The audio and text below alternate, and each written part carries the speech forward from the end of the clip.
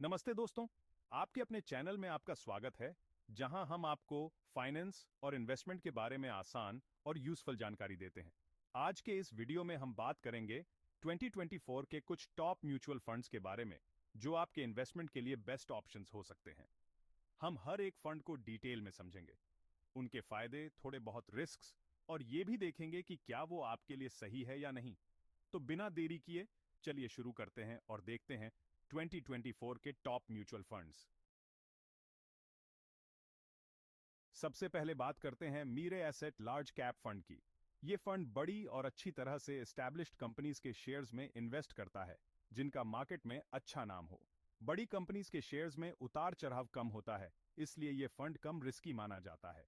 अगर आप इन्वेस्टमेंट की दुनिया में नए हैं या फिर रिस्क लेने से बचना चाहते हैं, तो मीरे एसेट लार्ज कैप फंड आपके लिए एक अच्छा ऑप्शन हो सकता है।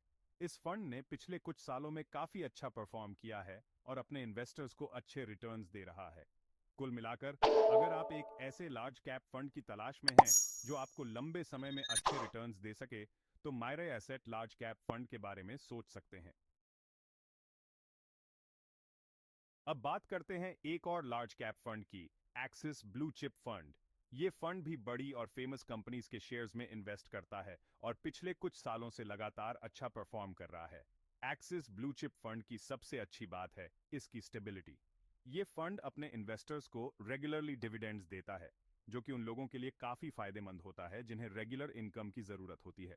इसके अलावा एक्सिस ब्लू चिप फंड का एक्सपेंस रेशियो भी काफी कम है, जिसका मतलब है कि आपके पैसे का एक बड़ा हिस्सा इन्वेस्टमेंट में जाता है। कुल मिलाकर, अगर आप एक ऐसे लार्ज कैप फंड की तलाश में हैं जो आपको स्टेबल रिटर्न्स और रेगुलर इनकम दे सके, तो एक्सिस ब्लू चिप फंड के बारे में सोच सकते हैं। दोस्तों, अब तक हमने लार्ज कैप फंड्स के बारे में जाना, जो कि काफी हद तक सेफ माने जाते हैं। लेकिन अगर आप थोड़ा ज्यादा रिस्क लेने को तैयार हैं और ज्यादा रिटर्न्स चाहते हैं, तो एसबीआई स्मॉल कैप फंड आपके लिए एक अच्छा ऑप्शन हो सकता है। ये एक स्मॉल कैप फंड है जो कि छोटी लेकिन तेजी से बढ़ने वाली कंपनीज के शेयर्स में इन्वेस्ट करता है। स्मॉल कैप कंपनीज में ज्यादा ग्रोथ की संभावना होती है, और अगर आप सही फंड चुनते हैं तो आपको यहां से काफी अच्छा रिटर्न मिल सकता है। हालांकि स्मॉल कैप फंड्स में ज्यादा रिस्क भी होता है, क्योंकि छोटी कंपनीज के शेयर्स में उतार चढ़ाव ज्यादा होता है।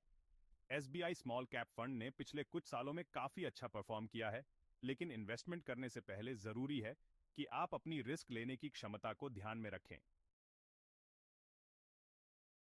दोस्तों, क्या हो अगर मैं आपको बताऊं कि एक ऐसा फंड भी है जो आपको इक्विटी और डेट दोनों में इन्वेस्टमेंट का मौका देता है।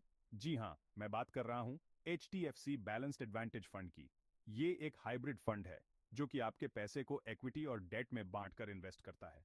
इससे होता यह है कि जहां एक तरफ आपको इक्विटी से अच्छे रिटर्न्स मिलने की संभावना रहती है, वहीं दूसरी तरफ डेट आपके इन्वेस्टमेंट को ज्यादा उतार चढ़ाव से बचाता है।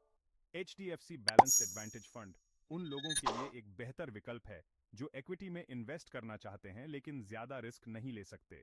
इस फंड का परफॉर्मेंस भी काफी अच्छा रहा है, और ये उन लोगों के लिए एक अच्छा ऑप्शन हो सकता है जो अपने इन्वेस्टमेंट को लेकर ज्यादा चिंता नहीं करना चाहते।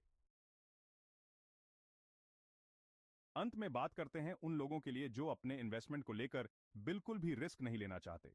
अगर आप अपने पैसे को एकदम सेफ जगह पर इन्वेस्ट करना चाहते हैं, तो निप्पॉन इंडिया निवेश लक्ष्य फंड आपके लिए एक अच्छा ऑप्शन हो सकता है।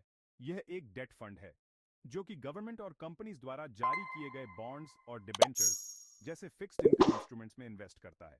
डेट फंड्स में रिटर्न्स इक्विटी फंड्स के मुकाबले कम होता है, लेकिन यहां रिस्क भी काफी कम होता है।